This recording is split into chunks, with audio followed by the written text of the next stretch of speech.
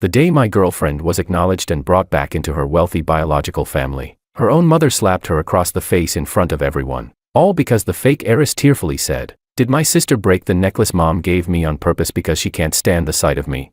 Smack. The instant that slap landed, the entire room fell silent. Susan stood in the middle of the living room, her face turned slightly to the side. A bright red handprint quickly surfaced against her pale skin. She didn't cry. She didn't explain herself either. She simply lifted her head slowly and looked at the woman who was supposedly her biological mother for the very first time, her eyes growing colder bit by bit. And me, standing at the doorway, I saw those scarlet words floating above her head with my own eyes. The real heiress versus fake heiress storyline has officially begun. The real heiress is too prideful, unlikable, and refuses to cry, so she deserves to be misunderstood. The fake heiress is fragile, kind, and knows how to play weak, so everyone favors her.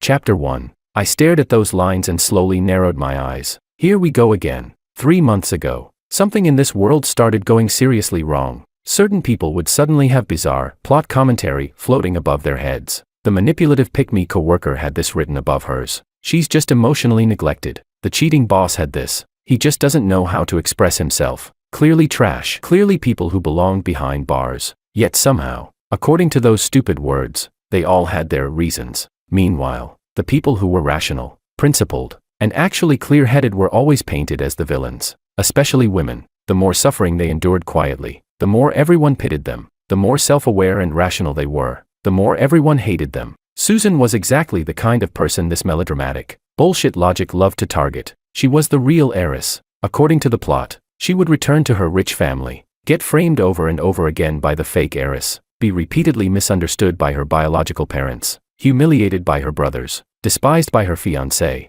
cyberbullied by the entire internet, and then, only after everyone was consumed by regret, she would forgive them all through tears while carrying scars all over her body and soul. At first, I thought it was ridiculous, until today, until I personally saw that slap land on her face. I stopped holding back. I walked in and kicked someone without hesitation. Bang. Diego Tang, the second young master of the Tang family, had just tried to shield the fake heiress when I sent him crashing straight over the coffee table. He went tumbling to the floor along with shattered cups and glass. Screams instantly erupted throughout the room. "James." Susan looked at me abruptly, but I didn't spare anyone else a glance. I walked straight toward her, lowered my eyes to the handprint on her face, and nearly lost control of the rage burning inside me. "Who hit you?" The living room fell deathly silent. Mrs. Tang's face turned pale. "Why you? Who are you?" I lifted my gaze and locked onto hers. "I'm her boyfriend, and starting today, anyone who dares lay a finger on her again will regret it for the rest of their life." The Tang family clearly hadn't expected me to flip the entire table like this, because in their minds, this was supposed to be the perfect dramatic family reunion scene. The real heiress returns home for the first time, nervous, humble, awkward, uneasy. The fake heiress reddens her eyes and sheds a few tears, and the whole family naturally rushes over to comfort her. Then the mother cries, the father frowns, and the two brothers take turns accusing the real heiress of being unreasonable. Finally, the real heiress swallows her grievances and backs down with tears in her eyes. That was how the story was supposed to go. Too bad. I wasn't here to follow the plot. I was here to destroy it. Chapter 2. Diego Tang climbed up from the shattered glass, his face dark with fury. "You dare start a fight in the Tang family home?" I did. "So what?" I stared at him, my voice calm but cold enough to send chills down anyone's spine. "When that slap landed just now, none of you stopped it. But the second I kick you once, suddenly you know how to scream. So what? The Tang family rules are that you're allowed to bully her, but nobody's allowed to stand up for her."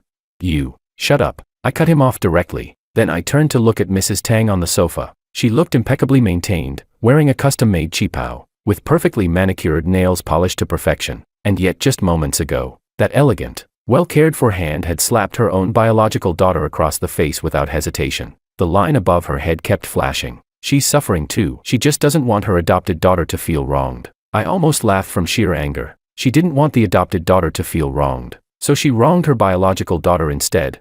What kind of deranged logic was that? Mrs. Tang finally seemed to snap back to reality and frowned at Susan. "Susan, I was just anxious earlier." "Anxious about what?" I interrupted immediately. "Anxious to defend the adopted daughter who stole her place in this family for 20 years.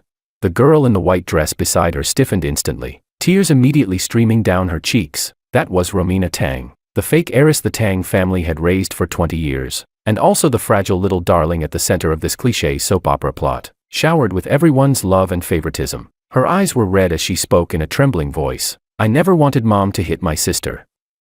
I was just so panicked when I saw the necklace broken. There it was. The standard manipulative coquette routine. Looking at her tear-streaked face, I genuinely wanted to hand her an award for Best Actress. So what? You panicked. And that gives you the right to accuse her without even checking what happened first.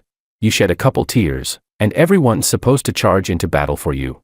Romina bit her lip, looking like she might faint from crying at any second. At that point, the eldest brother, Phineas, finally couldn't stay silent anymore. That's enough, Susan. Since you've brought your boyfriend here, then let's make things clear. Romina grew up in the Tang family. She didn't intentionally steal your identity, and she's innocent in all of this too. You just came back, and now the whole house is in chaos because of you. Don't you think you're going too far?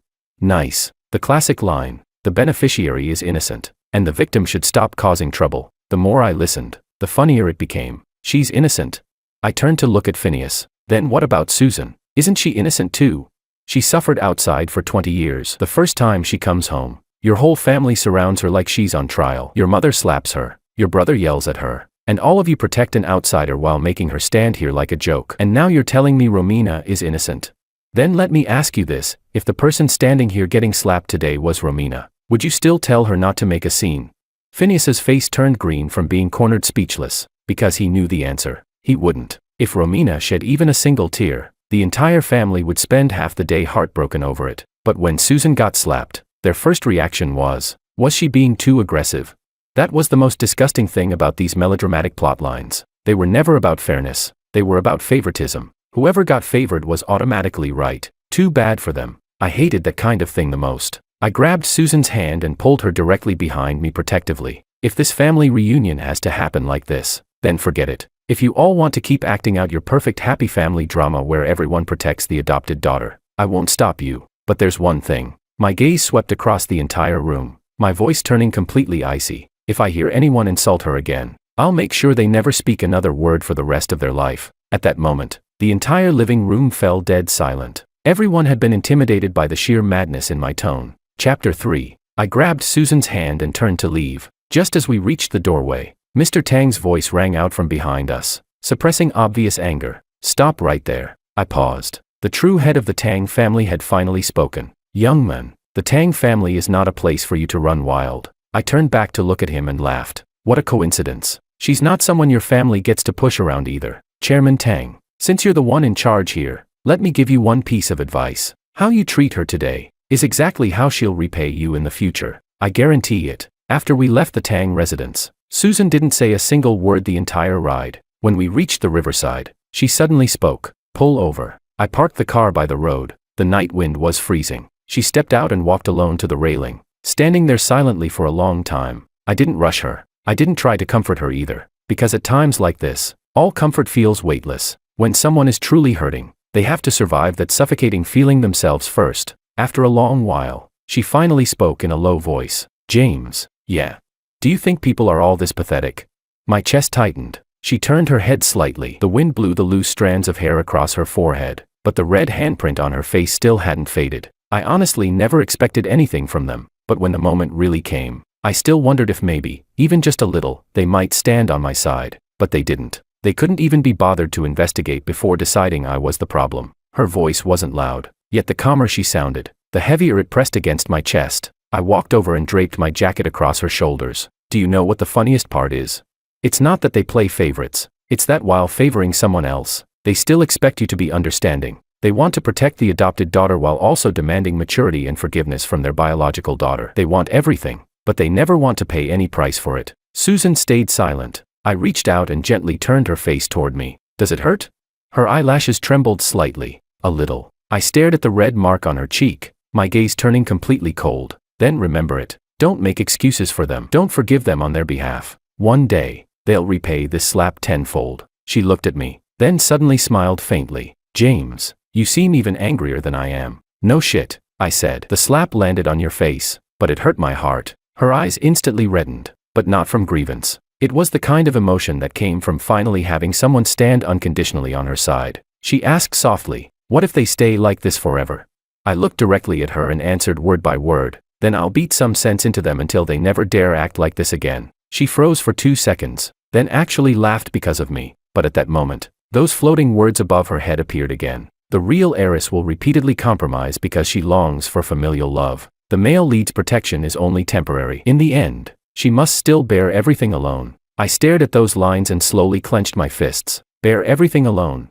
Fuck that bullshit. As long as I was here, she wouldn't have to endure a damn thing by herself. That very night, I had people investigate every connection and power network tied to the Tang family. If this melodramatic storyline insisted on using the real heiress versus fake heiress trope as its weapon, then I'd snap that weapon in half at the root. Chapter 4. The next day, the Tang family held a formal family banquet. On the surface, it was meant to welcome Susan home, but any idiot could tell this was a full-blown trap because practically every wealthy family in the city had shown up. The real heiress, the fake heiress, the biased parents, 2 overprotective brothers, who wouldn't want to watch that kind of drama unfold. And if Susan refused to attend, people would call her petty and uncultured, saying she couldn't handle high society. But if she came, she'd be walking straight into a public humiliation. The Tang family's scheme was so obvious that even an idiot could understand it. Going? I asked her. Yes. Susan stood in front of the mirror in a black evening gown, her back perfectly straight. They want me to embarrass myself, don't they? Then I'll go see exactly who ends up embarrassed. I looked at her and smiled. That was more like it. The moment we entered, every gaze in the room turned toward us in unison. Some were sizing her up, some were comparing, some were openly enjoying the spectacle, and some didn't even bother hiding their contempt. After all, in their eyes, Susan was just some wild girl raised outside the elite world. Romina, meanwhile, was the real socialite they'd watched grow up. What they didn't know was, this banquet would become the beginning of the Tang family's dignity shattering into pieces. Less than 10 minutes after we arrived, someone finally made the first move. A wealthy woman in a sapphire blue gown covered her mouth and smiled. Susan, I heard you grew up in an ordinary family. Then you should really learn from Romina. High society has a lot of rules. Not everyone can adapt to it. Several people nearby immediately chimed in. That's right. Romina has always been so graceful. She's been elegant and well-mannered since childhood. Some things really can't be learned later in life. Every word practically screamed, you're beneath her. Before Susan could respond, I smiled first. Auntie, you're absolutely right. Some things really can't be learned later in life. The woman froze. What do you mean by that?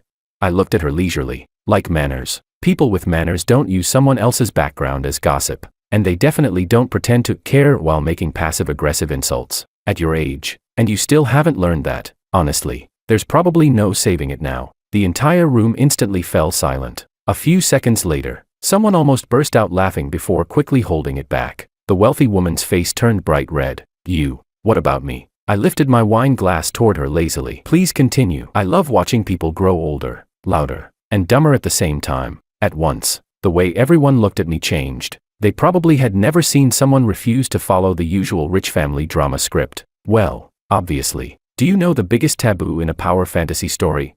It's when someone steps all over the protagonist's head, and the protagonist still acts restrained and polite. If you're going to slap someone back, you do it on the spot. If you're taking revenge, you take it immediately. Delay even 1 second, and the audience gets frustrated, and the real climax would come 20 minutes later. Mrs. Tang brought out an emerald necklace and announced in front of everyone, this necklace has always belonged to the daughters of the Tang family. Today, I want to personally give it to Susan. The moment those words fell, the room went silent, because everyone knew that necklace had always been assumed to belong to Romina. Taking it out now could only mean one thing. The Tang family was making a public statement, but the second I glanced over, I knew something was wrong, because the lines above Romina's head suddenly began flashing wildly. The necklace will disappear. Everyone will assume the real heiress stole it. She will become a complete laughingstock. I smiled. Good. So they were pulling this trick again. Chapter 5. Sure enough, less than half an hour later, the necklace was gone. The first person to cry out was Romina. Mom, the necklace is missing. That single scream instantly pushed the atmosphere in the banquet hall to its peak. Everyone turned to look. Mrs. Tang's expression changed immediately. How could it disappear? Romina bit her lip, her eyes reddening instantly as she glanced hesitantly toward Susan. That expression practically screamed that she already suspected someone, and Diego was the first to jump out. She was the only one who touched the necklace earlier. He pointed sharply at Susan, his tone furious and accusatory. Susan, what's wrong with you? You just got back and you're already stealing from your own family. That one sentence instantly ignited the entire room. Whispers exploded everywhere. No way. She really did something like that. Well, if someone's never seen jewelry like this before, it's understandable to get tempted. Standing there listening to it all, I felt my temples throbbing. See? That was the power of the plot. No evidence. No investigation. As long as the real heiress wasn't soft enough, weak enough, or tearful enough, all the malice in the world would automatically be thrown at her. Susan's expression turned ice cold. You're accusing me of stealing. Do you have proof? Proof? Diego sneered. A girl who came back from some low-class outside life like you. Smack. A sharp crack instantly cut him off. Not me, Susan. Her slap landed hard across Diego's face, and the entire banquet hall fell silent. Diego's head snapped to the side from the force, completely stunned. Not just him. Everyone in the room froze. Probably because nobody expected this real heiress they assumed would endure everything quietly, swallow her grievances, and desperately explain herself, to hit someone outright instead. Susan shook out her slightly numb hand, her gaze colder than ice. That slap was to teach you how to speak like a human being. If I ever hear you insult my background again, I'll rip your mouth apart. Standing beside her, I nearly applauded on the spot. Exactly, that was how it should be. Why endure bullshit? When people are already stomping on your head and humiliating you, what dignity are you still trying to protect? After Diego recovered from the shock, he completely exploded. You dare hit me? He raised his hand to strike back. The next second, I grabbed his wrist and twisted it backward. Crack. A crisp snapping sound echoed through the hall. Diego screamed instantly as I dislocated half his arm on the spot. Move one more time, and I'll dislocate the other one too. My voice wasn't loud, but Diego's face had already gone pale from the pain. Cold sweat pouring down his forehead. The entire hall fell deathly silent. Phineas shot to his feet. James. I didn't even bother looking at him. I simply snapped my fingers. The massive screen in the banquet hall suddenly lit up. Surveillance footage began playing clearly for everyone to see. In the video, Romina took advantage of the crowd's distraction to slip the necklace into the inner compartment of her handbag. Then she turned around, wearing that same pitiful, innocent expression everyone knew so well. The entire room erupted in shock. Chapter 6. She really hit it herself. Oh my God, has she lost her mind? That was a deliberate setup. Romina's face turned deathly pale in an instant, tears immediately streaming down her cheeks. No, that's not true. I didn't. I pointed at the giant screen. Your own performance was caught on camera, and you're still pretending. Do you seriously think that as long as you cry, everyone has to believe you? Do you think the whole world is supposed to revolve around you? Romina, this little stunt of yours isn't some harmless tantrum from a spoiled girl. This was intentional framing. If the police got involved, do you know what that's called? It's called a crime. Her legs gave out, and she collapsed straight onto the floor. Mrs. Tang hurried to help her up, but the moment she reached out, Susan's calm voice nailed her in place. What? This time you're not slapping me. One sentence. Straight for the throat. Mrs. Tang froze completely, the color draining from her face, because she finally realized just how stupid, disgusting, and unfair that slap had been. Too bad. It was already too late. I lifted my eyes and swept my gaze across every member of the Tang family, my voice colder than ice. Listen carefully. From today onward, if anyone dares throw dirt on her name again, I won't talk to you about family ties, and I definitely won't talk to you about dignity. I'll only talk about consequences. That night, the Tang family lost every last shred of face they had left, and that was only the beginning. If the necklace incident merely tore off Romina's fragile innocent flower mask, then the next person to appear, Domingo Ku, existed purely to disgust people. He was the only son of the Ku family, and Romina's childhood sweetheart. In the original cliché plotline, he would constantly look down on the real heiress for being crude while pitying the fake heiress for being wronged, eventually delivering some dramatic line like, "The position of Mrs. Ku will only ever belong to Romina." In some trashy romance novels, readers would probably swoon over garbage like that, but in real life, it just made people want to punch him. That day, I accompanied Susan to Tang Corporation headquarters. The moment we stepped into the lobby, he blocked our path. The man wore an expensive tailored suit, looked decent enough, and carried himself with that fake arrogant aura rich heirs love to pretend they had. The moment he opened his mouth, he didn't disappoint. "Susan, I suggest you quit while you're ahead." I almost laughed. Nice. Starting off that pretentious already. Domingo looked at her with open condescension in his eyes. Romina has suffered enough already. There's no need for you to push her into a corner. And regarding the marriage agreement between the Tang and Ku families, you'd better not entertain thoughts you shouldn't have. The position of Mrs. Ku isn't meant for just anyone. The entire lobby instantly quieted down. Several employees nearby secretly glanced over. Normally, anyone put in a situation like this would feel embarrassed or humiliated. But Susan didn't even blink. "Who are you?"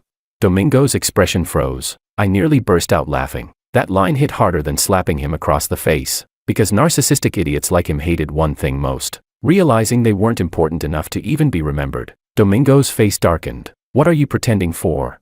Romina and I have known each other for 20 years. The bond between us isn't something a random outsider like you could ever compare to." The moment he said that, I genuinely couldn't hold back anymore. I walked over and casually placed a hand on his shoulder. "Bro, what expired CEO romance novel did you crawl out of?" Domingo frowned. "What's that supposed to mean?"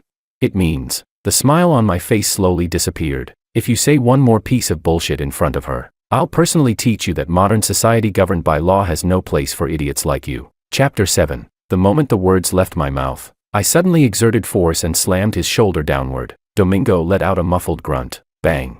His knees crashed hard against the floor as he dropped to the ground on the spot. The entire lobby erupted in gasps. I looked down at him, my voice terrifyingly calm. "So the position of Mrs. Koo is that precious? Then keep it for yourself. My girlfriend isn't interested." Domingo's face instantly turned the color of liver. He tried to struggle, but I pressed down harder, lowering my voice so only the few of us could hear. "If I hear you bring up that marriage arrangement again, I'll package all your drunk driving, tax evasion, and mistress-related evidence and deliver it straight to your father's company entrance." That completely froze him. He jerked his head up to look at me, and for the first time, I saw genuine fear in his eyes. I smiled. "Go on. Weren't you acting all superior just now? What happened? Cat got your tongue."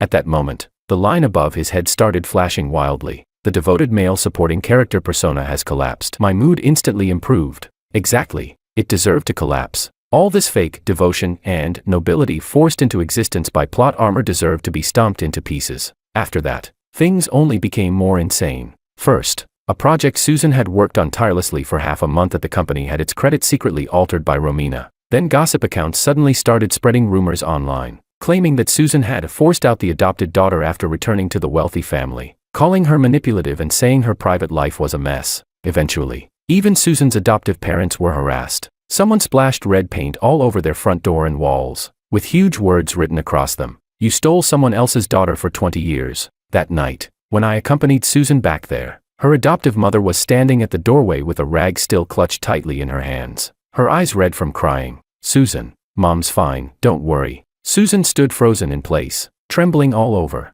not from fear, from rage so intense her entire body shook. The two people she cared about most in this world were the ordinary couple who had raised her. No matter how disgusting the Tang family was, she could still force herself to endure it, but the moment they targeted her adoptive parents, they had completely crossed the line. I stood at the doorway, staring at the vandalized wall, my gaze turning colder and colder. Then I turned around and started walking away. Susan grabbed my arm immediately. "Where are you going?"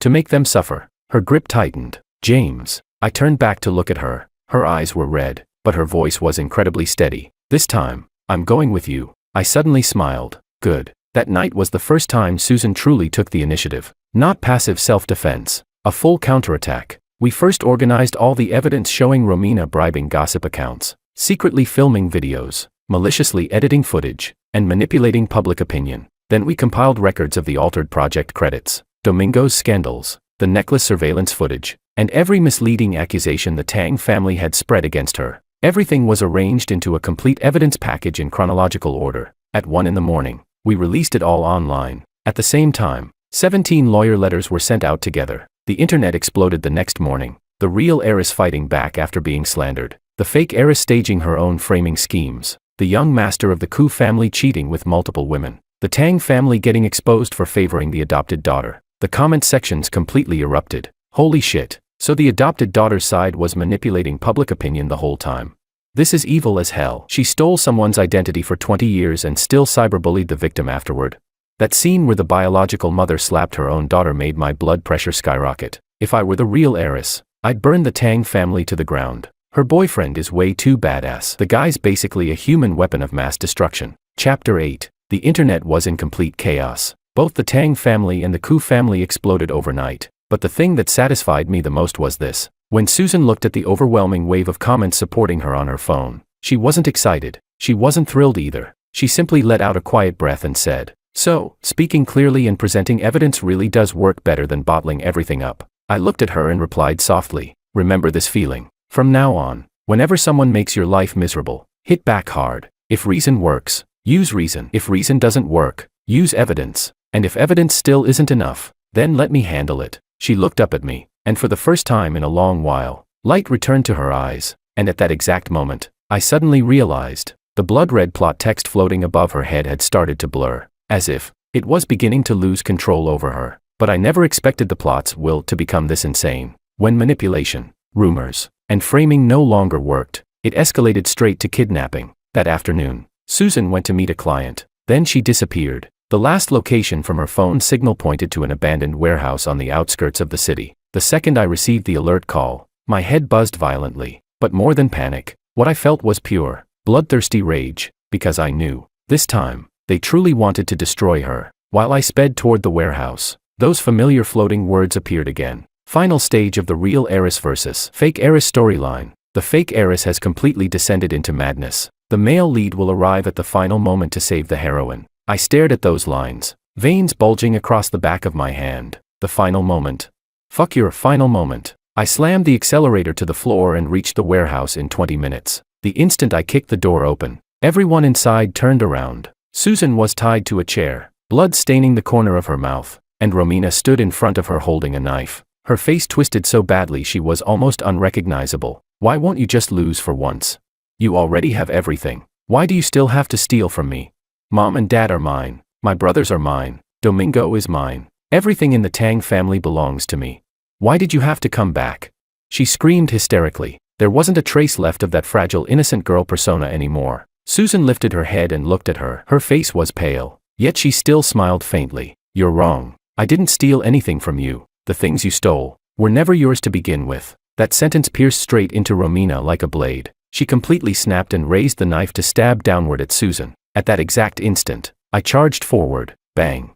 One kick sent the knife flying from her hand. At the same time, several thugs nearby grabbed steel pipes and rushed toward me. I didn't even dodge. I snatched one of the pipes mid-swing and smashed it straight back into the first guy's face. The sound of bones cracking made everyone's scalp go numb. The second thug had just rushed up when I drove my knee hard into his stomach, forcing him to collapse to the ground, vomiting instantly. A third tried to attack me from behind. I grabbed a chair and smashed it directly into him, sending him flying across the warehouse floor. 3 seconds. That was all it took. The warehouse floor was already covered with bodies. Romina's face turned deathly pale, her legs giving out beneath her as she collapsed onto the ground. Looking at me now, she finally understood fear. James. I strode over to Susan first, untied the ropes around her wrists, and wrapped my coat tightly around her shoulders. Are you hurt? She looked at me, her voice slightly hoarse. I'm okay. But when I saw the blood at the corner of her mouth, the violent fury in my eyes could no longer be suppressed. Chapter 9. I turned to look at Romina. You really have a death wish. She shook her head frantically, tears covering her entire face. I didn't mean to. I was just too afraid of losing everything. Shut up. I kicked the table in front of her over with one violent blow, my voice sharp as a blade. You were afraid of losing things, so that gave you the right to frame people, steal projects, spread slut-shaming rumors, hire online trolls, vandalize homes with paint, and kidnap someone. Then by your logic, couldn't I also say that I'm afraid trash like you will keep hurting innocent people, so burying you alive would be understandable too? Romina was so terrified she forgot how to cry, and right then, the sound of police sirens echoed outside the warehouse. The color drained completely from her face, because she knew, this time, nobody could save her anymore. When the police rushed in and secured the scene, I handed over the recording from moments earlier, along with the warehouse surveillance footage and phone location records. The evidence chain was so airtight even lawyers would praise it. Kidnapping, illegal imprisonment, intentional assault, online defamation, commercial sabotage. Enough charges for her to spend a very long time reflecting on her life behind bars. The day Romina Tang was taken away, every member of the Tang family showed up at the police station. It was the first time I had ever seen Mrs. Tang cry that miserably. Her makeup was ruined. Her hair was disheveled. She looked like someone had ripped the soul straight out of her body. Phineas and Diego both looked awful too, especially Diego, the second brother who had been the loudest, the most protective, and the dumbest from the very beginning, now stood there with eyes red from crying, unable to say a single word, because reality had finally slapped him awake. The little sister he had protected all these years wasn't some innocent fragile flower. She was insane, a lunatic who could slowly corner someone, destroy their reputation, and try to ruin their entire life without hesitation. Too bad. Realizing it now was already too late. Mrs. Tang rushed forward and tried to grab Susan's hand. Susan, Mom is begging you, please talk to the police. She just made a mistake in the heat of the moment. She's still young. She can't go to prison. Susan stood there without even moving away. She simply looked at her quietly. That gaze hurt far more than rejection ever could. You know something? Every single time you beg forgiveness for her, you're telling me one thing, that I deserved all of it. I deserved being framed by her. I deserved being misunderstood by all of you. I deserved being slapped by you. I deserved getting cyberbullied. I even deserved watching the parents who raised me get dragged into this. Because she cried, she automatically became the victim. Because she grew up beside you, everything she did could be forgiven. But what about me? What exactly did I do wrong?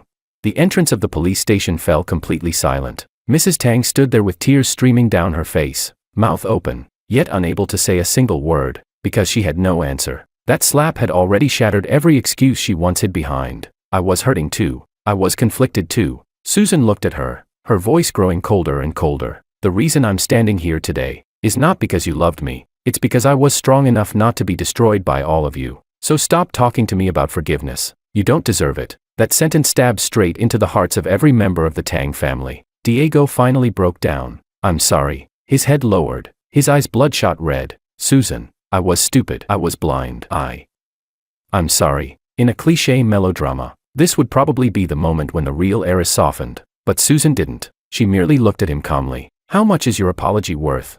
Can it undo the slap I took? Can it erase the bucket of red paint thrown at my adoptive parents' home? Can it give me back the life that was nearly destroyed? No. Then shut up. Diego froze completely in place. His face shifted between pale and green before he finally lowered his head entirely. I stood beside her without saying a word, because in this moment, she didn't need me anymore. She had already stood up on her own, and that felt better than any revenge, because the greatest growth was never someone avenging you. It was finally learning this. When people owe you pain, you don't have to pretend it never mattered. Chapter 10. After everything ended, the Tang family issued a public apology. The Ku family's reputation completely collapsed. Romina was formally arrested and prosecuted, and in order to calm public outrage, Tang Corporation returned everything that should have belonged to Susan from the very beginning. Shares, status, properties, project authority. She accepted all of it, without refusing a single thing. Some people mocked her behind her back, saying that if she was really so principled, why was she still taking the Tang family's money and assets?